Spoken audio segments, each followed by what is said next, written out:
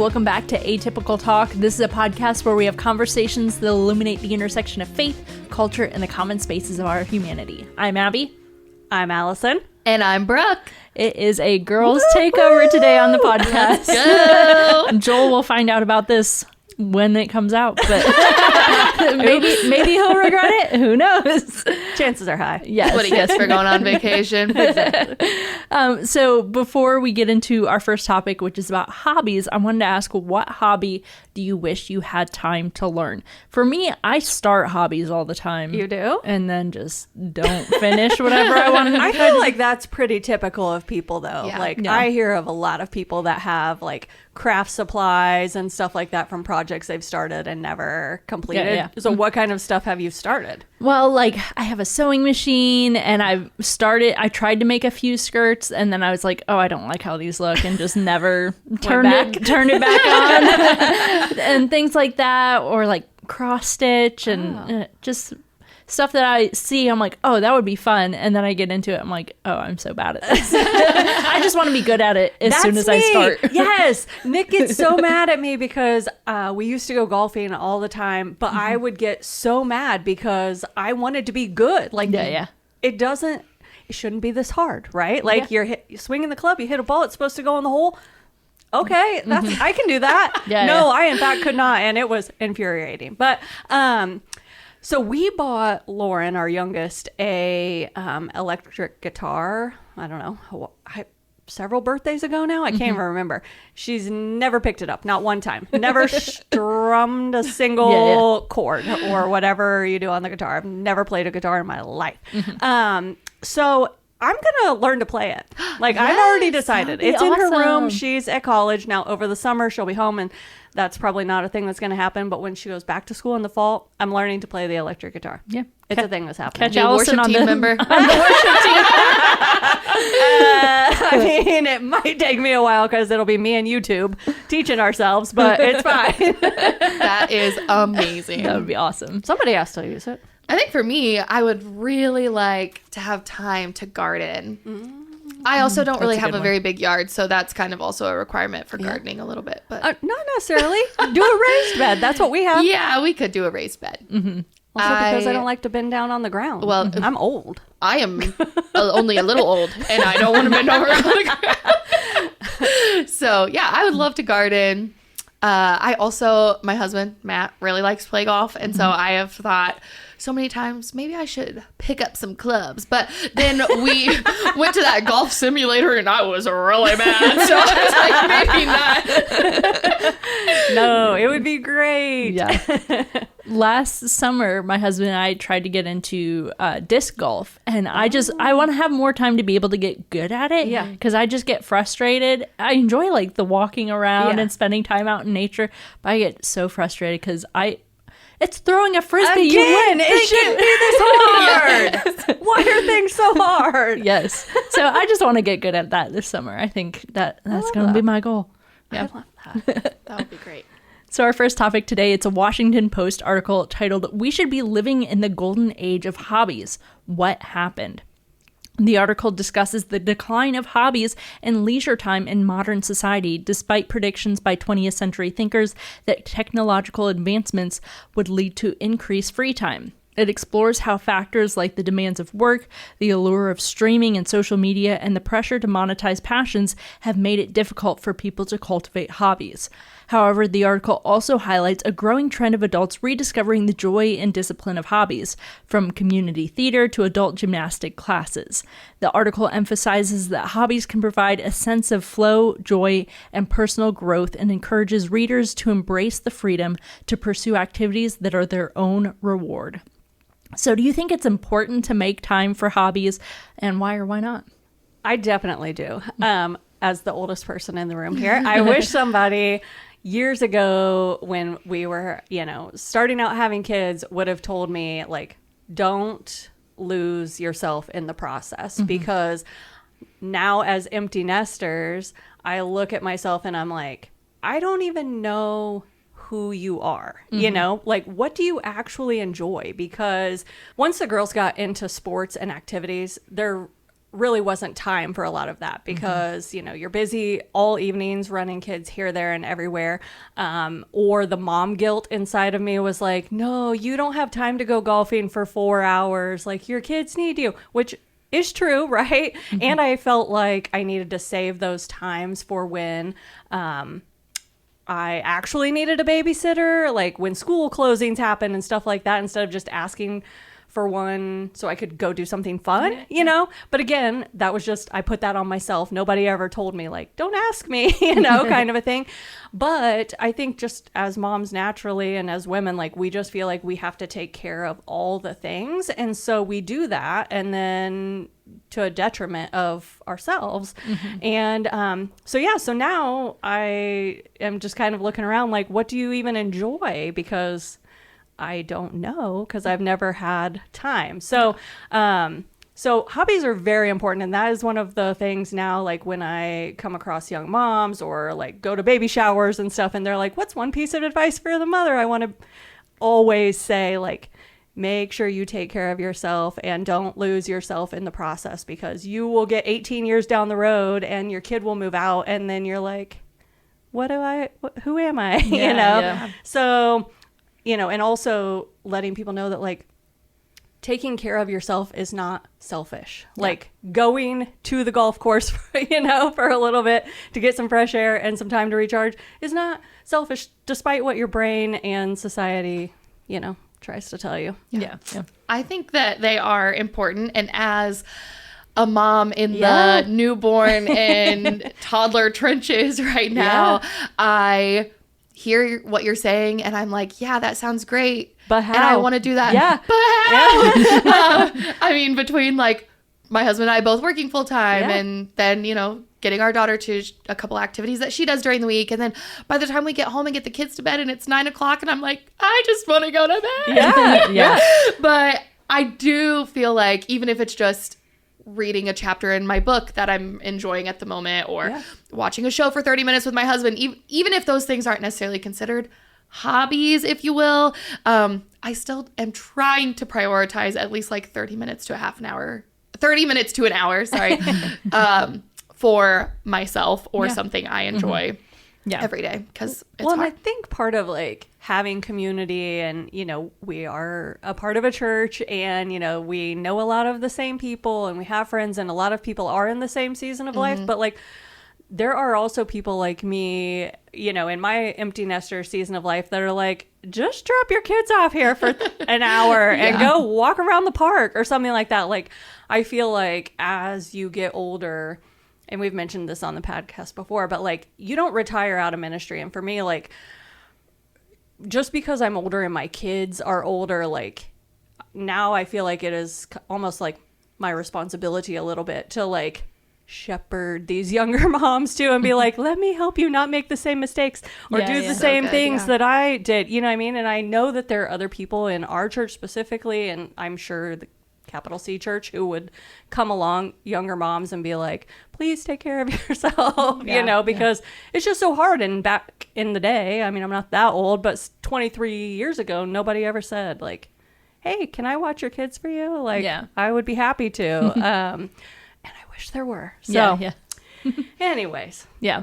And then I also like in the article where it mentions like the pressure to monetize your hobbies. Yeah. Like, it's a job at that point. There's so many people that I see do that, and I feel like it takes the fun out of it. Like, there have been so many hobbies that I get into, and I'm like, oh, I could make some money off of this. I'm like, no, I'm not going to enjoy it anymore if I try to sell it or, you know, make sales and stuff like that. And it's such a big pressure nowadays, because there are so many people who do it, and it's great for people who can make a good living off of it, but it can also take some of the joy out of it. So you sometimes need those hobbies that are just for fun.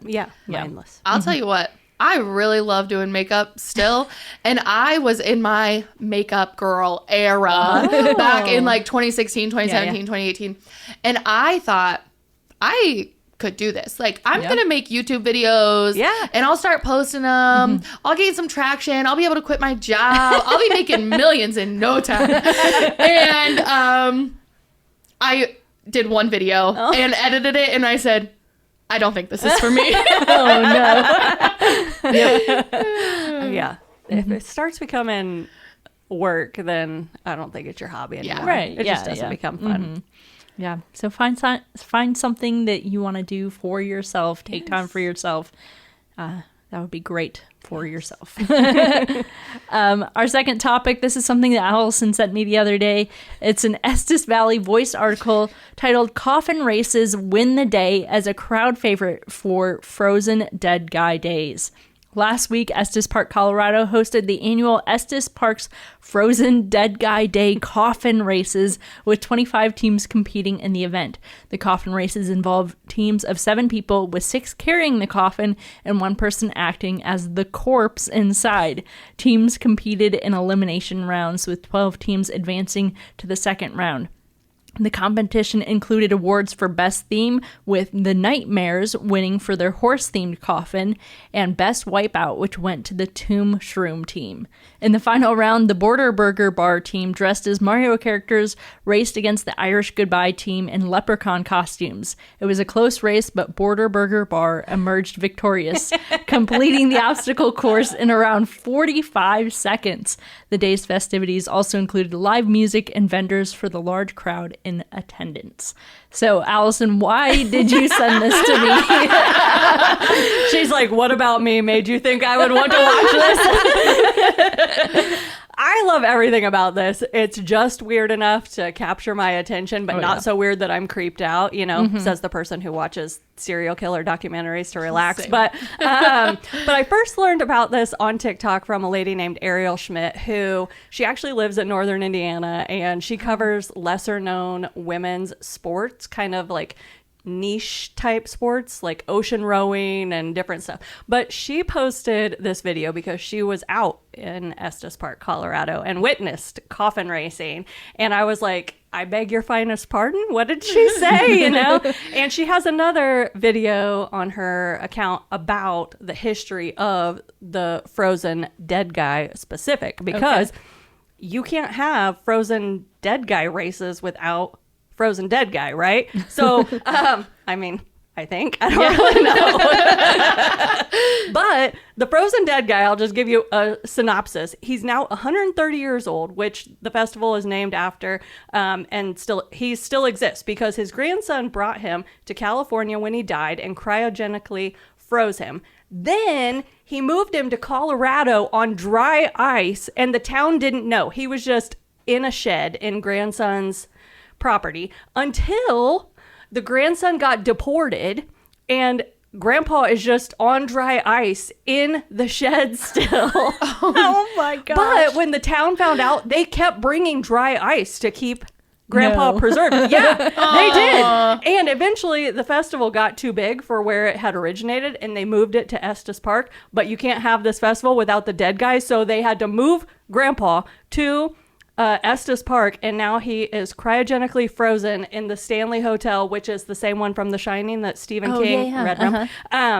And where he shall remain for all his days, or until the electricity goes out. I don't know how cryogenically frozen people actually work, but it's a little sus for me. But I was fascinated, as you can tell. Oh my gosh. I love weird things, and what the heck? I need you to send me that video. I'm sorry. I was not in that thread. We can share it we'll share it in the show notes. But it is fascinating. But yeah, they had the coffin races that you talked about with like the costumes, everybody. Yeah. They have a polar plunge. They have a hearse parade.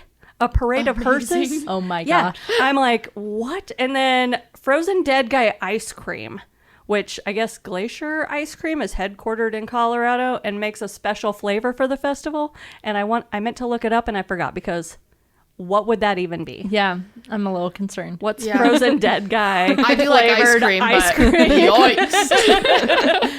I can't even begin to imagine. Yeah. So anyways, that's why I sent it, because I like weird things, and I also like just knowing different things. Yeah, I don't know. Mm-hmm.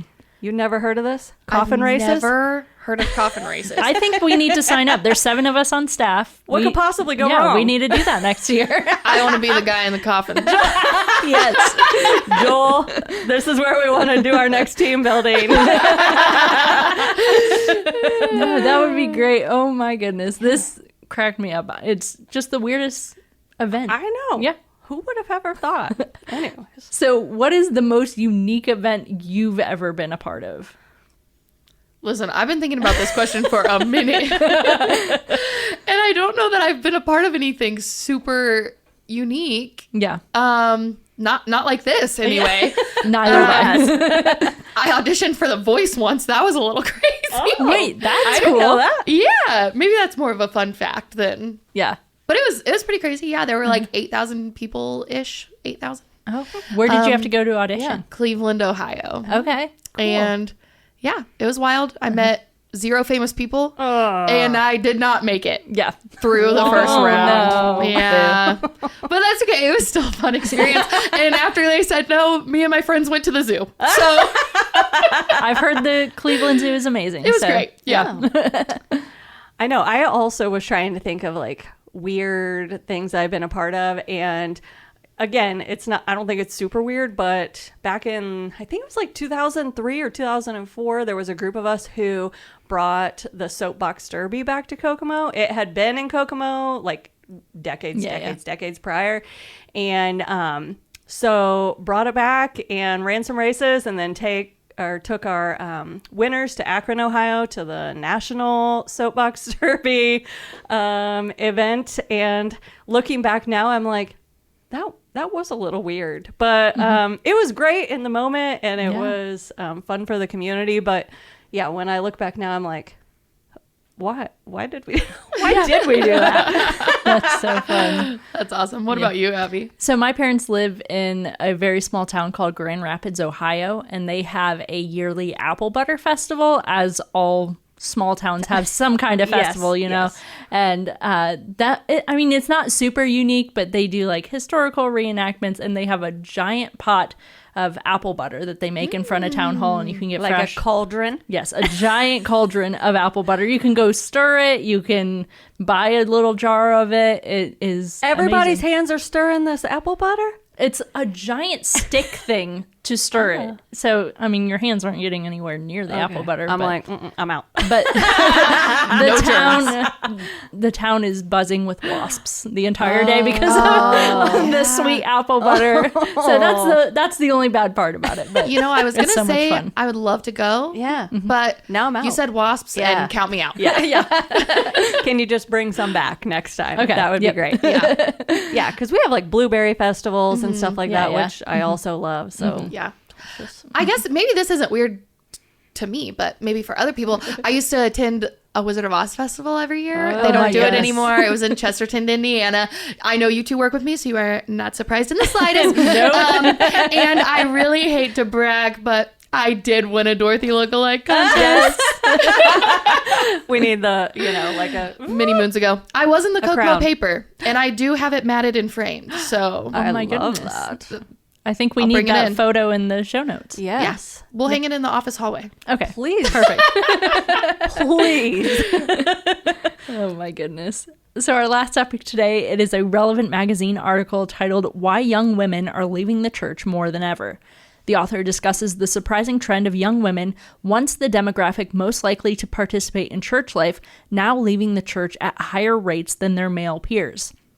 This shift has been observed over the last few years, with women consistently attending church less frequently than men.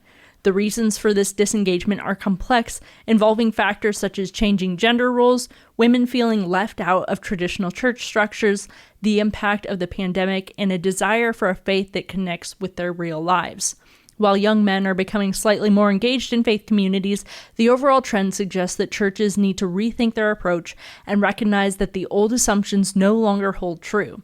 The rise of spiritual openness among young people presents both a challenge and an opportunity for churches, as they risk losing a demographic that has traditionally been the backbone of the church. The data suggests that Gen Z women aren't just rejecting church, they're rejecting the church's failure to engage them in meaningful ways. They're skeptical of empty platitudes, they're exhausted by unpaid emotional labor, and they want a faith that actually connects with their real lives, not just a repackaged version of their grandmother's church. So do you agree with some of the author's assumptions as to why women are leaving the church? Do you have other things that you think might apply here? Yeah, I agree with a lot of what the author was saying. I think just naturally in society, women have been seen as like the nurturers and the caretakers and the behind the scenes doers of all the things from, you know, in the church, like playing the piano or the organ to serving solely in kids programming. They're the people putting on the funeral dinners or caring for shut-ins, rocking babies, coordinating community outreach, these kinds of things. And I think now, thankfully, in my lifetime, typical gender roles have kind of shifted. Yay, right? Yeah. But that has also left some people just not knowing exactly where they fit in. And I think that is more so for women who maybe don't want to rock babies. Like, you won't find me serving in kids unless, you know, something has gone terribly wrong, right? But I think that just leaves people very confused. And I think as more women are encouraged to use their voices more at tables maybe they weren't previously allowed to sit at, the church has been a little slower to kind of adapt to that change. Not ours, obviously, as there are 3 women in leadership who took over the podcast today without asking a single soul, let alone a man. But for, you know, strong women in churches where they feel voiceless, you know, where do they fit or do they fit? And for me, the answer is yes, but I can see where it would be way more challenging to figure out where you fit if you don't have a community like ours. So I don't know. I thought a lot of the same, what you're saying, Allison. And I think about like how much people have to give up to volunteer in those spaces. Like, even if you're just serving on a Sunday morning, like you have to be here early and stay a little late. And then hopefully you're still attending a service as well. So, I mean, your whole morning is kind of eaten up. And a lot of times I think, people are feeling underappreciated and undervalued and not honored in the way that they deserve to be. And so I know, like, when I am not feeling valued, it's like, well, why am I here and putting in all this effort for nothing? So I think something that as the Big C church we could do better in as well is just you know, appreciating and honoring people where that's due. And volunteers are a big part of that as well. So, yeah, we were at a conference recently where Derwin Gray, who's a pastor, author, former NFL player, he said this in response to a woman who mentioned not having a seat at the table and not being exactly sure where she fits. He said, "Go build your own table." And at first I was like, that's really easy for you to say, Mr. Man, with, you know, all the influence. And, but the sentiment is the same. Like, maybe you can't go start your own church. Maybe you can't build your own table, you know, but maybe you find a church or a community where you can support the mission and the vision in a way that, like, feeds your heart and, like, sets you on fire. Because whether that's serving in the production booth, which is where I actually started, I did not start serving in kids just because I'm a woman, you know, those kinds of things. But, like, maybe it's a camera. Maybe you love DIY and building things. And so maybe why can't a woman be on the maintenance team, or, you know, those kinds of things? Or gasp, like, what if you're not afraid of public speaking or talking to people? And then maybe preaching and teaching from the main stage is something that, you know, would set your heart on fire. And so finding a space where you can do that, I think, is what I took away from Derwin. You know, like, you may not be able to build your own table and start your own church kind of a thing, but like, how can you find those spaces where you know, can do what feeds you and also is life-giving to a local church? Yeah, it's daunting. Like, you want to be able to change the church that you're at to fit, you know, your desires, but you can't always do that. Sometimes you have to go and look for, you know, what would actually work for you and where you can fit in. What are some ways that you think churches can resolve the issue of women leaving the church more and more?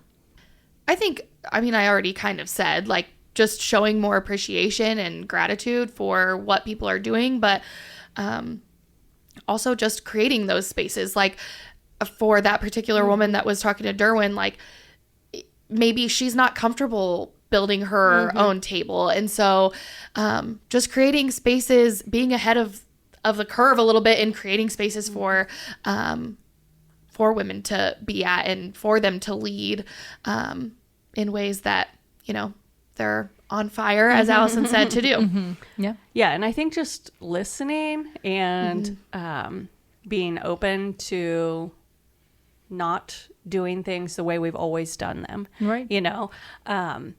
That drives me absolutely insane. I am never the person that's going to be like, well, that's how we've always done it. Nope. Because I'm sure there's a better way. And like, I don't know unless I hear from you or unless I hear from you. And so I think just being receptive to people's suggestions and, if people come up to me, which they do because part of my role is groups, and, they want to have a group about this, or they think the church should start a group about that. And I'm like, that's great. Do you want to lead that? Like, I would love that, And so then just finding ways that we can get people involved, whatever that looks like for them.